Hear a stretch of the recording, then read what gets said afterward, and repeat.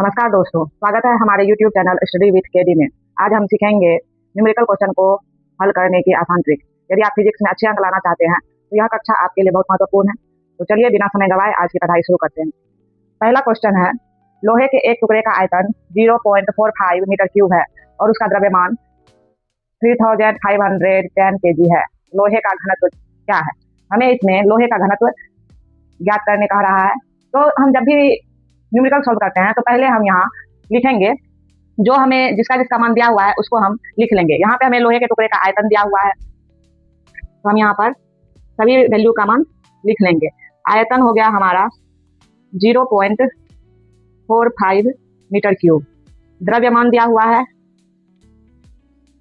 द्रव्यमान m, यह दिया हुआ है हमारा 3510 kg और हमें ज्ञात करना है घनत्व। घनत्व को हम रो से सूचित करते हैं और घनत्व का फॉर्मूला होता है द्रव्यमान बटा आयतन,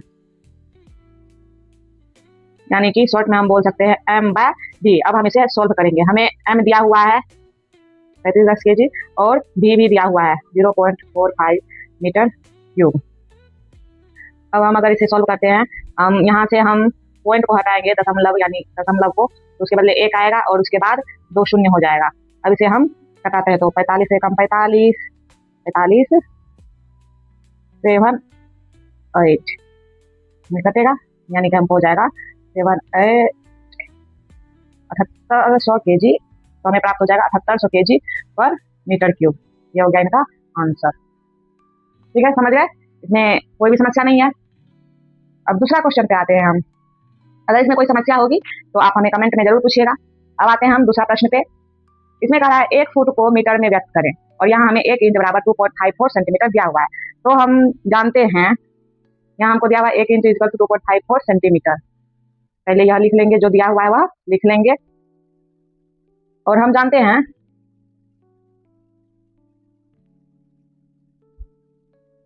हैं कि 1 फुट बराबर होता है 12 इंच।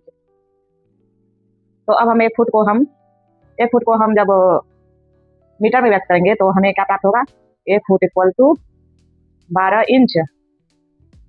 12 इंच बराबर हो जाएगा हमको 12 इंटू 2.54 सेंटीमीटर।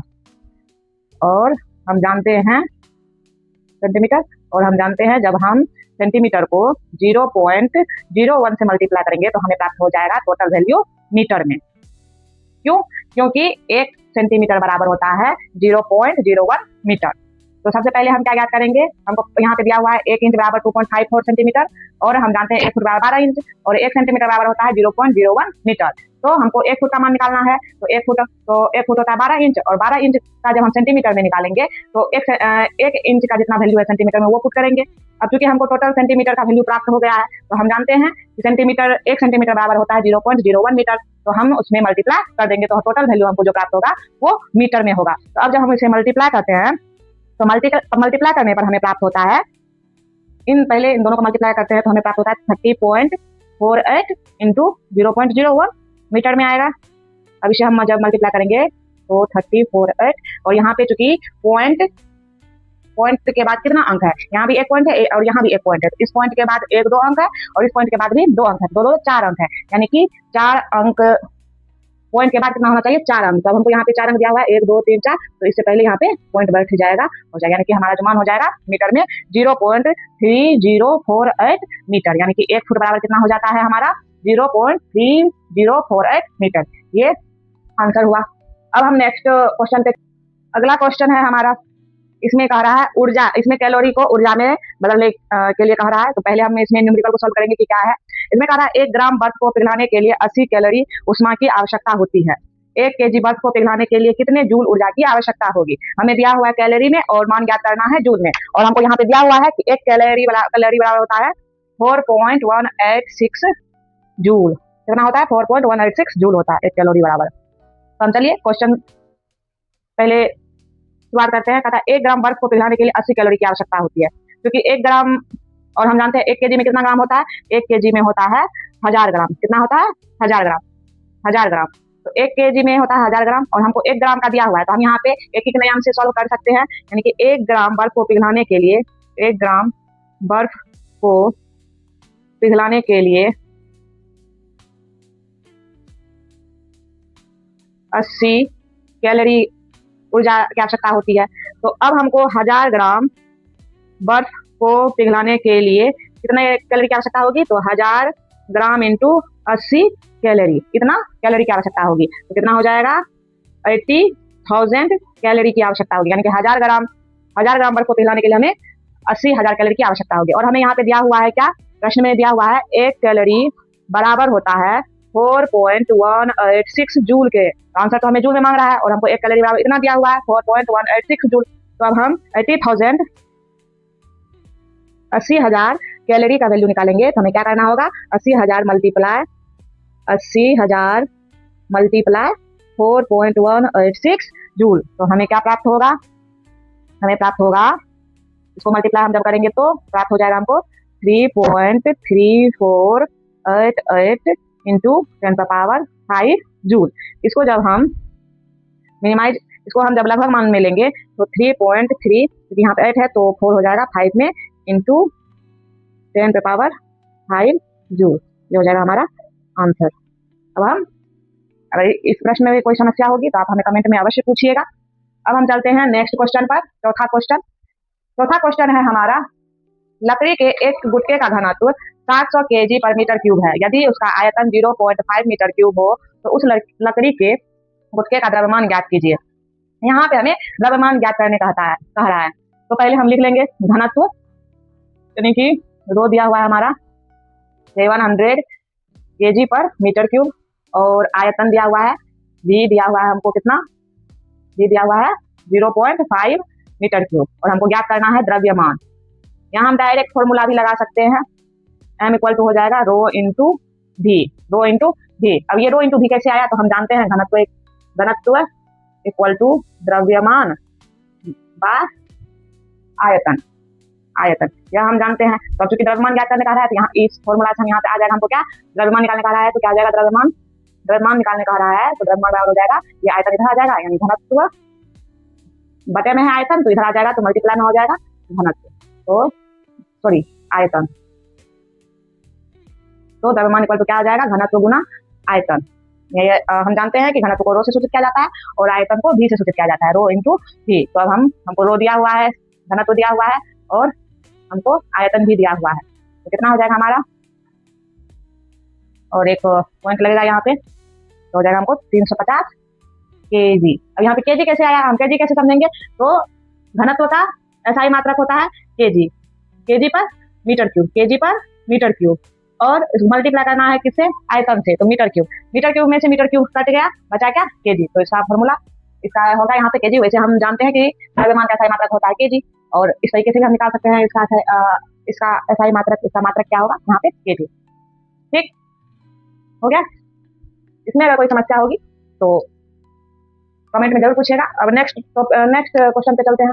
अब चलिए नेक्स्ट क्वेश्चन पे चलते हैं। यहाँ पे कह रहा है, एक वर्ष में प्रकाश द्वारा तय की गई दूरी को प्रकाश वर्ष कहते हैं।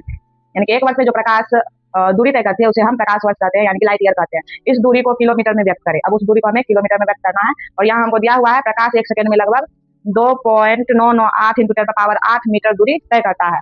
तो हम ज्ञात करते हैं एक वर्ष में, यहाँ पे हमें सेकंड 1 सेकंड का वैल्यू दिया हुआ है कि 1 सेकंड में कितना दूरी तय करता है। तो पहले हम सारे टर्म को हम सेकंड में व्यक्त करेंगे। तो एक वर्ष में हम जानते हैं, एक वर्ष में होता है 365 दिन, और एक दिन में होता है 24 घंटा।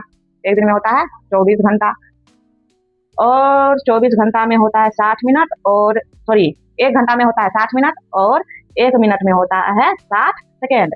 तो 1 इंटू, यानी कि एक वर्ष में हमको 365 दिन होती है, और 1 दिन में 24 घंटा होता है, और 1 घंटा में 60 मिनट, और 1 मिनट में 60 सेकेंड। तो हमारा सारा वैल्यू सेकेंड में आ जाएगा। तो एक वर्ष में टोटल कितना सेकेंड होगा हमारा? इसको जब मल्टीप्लाई हम करते हैं तो हमें प्राप्त होता है 3153600 सेकेंड, यानी कि 3,15,36,000 सेकेंड होता है। 3,15,36,000 सेकेंड होता है एक वर्ष में। और हमें यहाँ पे क्या दिया हुआ है? 1 सेकेंड में वह लगभग कितनी दूरी तय करता है? तो 2.998 इंटू 10⁸ मीटर। तो कितना सेकंड में कितना होगा, 3,15,36,000 सेकंड में कितना दूरी तय करेगा, तो इसको हम मल्टीप्लाई कर देंगे 5 3 36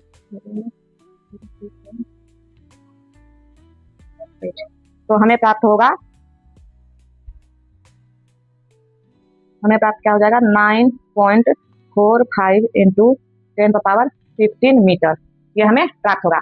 मैं यहाँ पे डायरेक्ट मल्टीप्लाई कर ली हूँ, आप लंबा प्रोसेस में जाना चाहते तो अच्छे से मल्टीप्लाई कर लीजिएगा, मैं उधर मल्टीप्लाई करके रखी हुई थी, इसको मैं लिख ली हूँ। और इसको हमको ज्ञात करने का रहा है किलोमीटर में, तो हम जानते हैं कि 1000 मीटर बराबर होता है 1 किलोमीटर। तो हम जब इसमें ज्ञात करेंगे तो 45 इंटू इसमें मल्टीप्लाई होगा कितना 10⁻³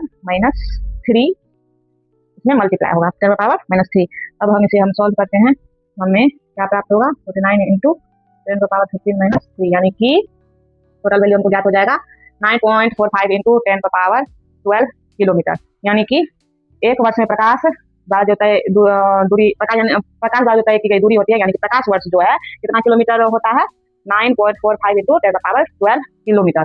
तो अब आगे नेक्स्ट क्वेश्चन है, इसको आगे अब जो क्वेश्चन मिलेगा उसे आप हमें कमेंट में सॉल्व करके जरूर बताइएगा।